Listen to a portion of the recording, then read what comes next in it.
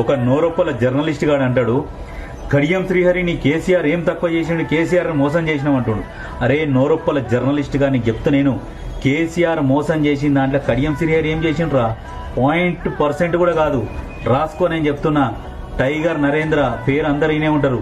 తెలంగాణ సాధనా సమితి అనే ఒక పార్టీని స్థాపిస్తే అన్నా కలిసి కొట్లాడదాం రా అని పిలిచి పార్టీని టీఆర్ఎస్ పార్టీలో విలీనం చేసుకొని పార్టీ నుంచి సస్పెండ్ చేసిండు. తల్లి తెలంగాణ పార్టీ రాములమ్మ పార్టీ పెడితే ఆమెని టీఆర్ఎస్ పార్టీలో విలీనం చేసుకుని ఆమెను సస్పెండ్ చేసిండు. వికారాబాద్ చంద్రశేఖర్, మందాడి సత్యనారాయణ, ఆదిలాబాద్ ఎంపీ రవీంద్రనాయక్ని బట్టలు చింపి కొట్టిర్రా భవన్ ముందల. ఇట్లా ఎంతమంది కేసీఆర్ బాధితులు. కేసీఆర్ మోసం చేసిండు, పుట్టలుగా మోసం చేసిండు. కడియం శ్రీహరి ఏం చేసిండ్రా? నథింగ్. 0% ఏం చేయలే. ఇంకోటి గుర్తుపెట్టుకోరి, ఈ ఎంపీ ఎలక్షన్లల్లో టీఆర్ఎస్ పోటీ చేస్తున్న సీట్లు ఎన్నో తెలుసా? 2 ఒకటి మెదక్, ఒకటి సికింద్రాబాద్. మిగతాయి మొత్తం డమ్మి. ఈ రెండిట్లో కూడా ఎవ్వనికి రూపాయి ఇస్తలేడు. ఓడిపోతామని చేతులు ఎత్తేసిండు ఆల్రెడీ.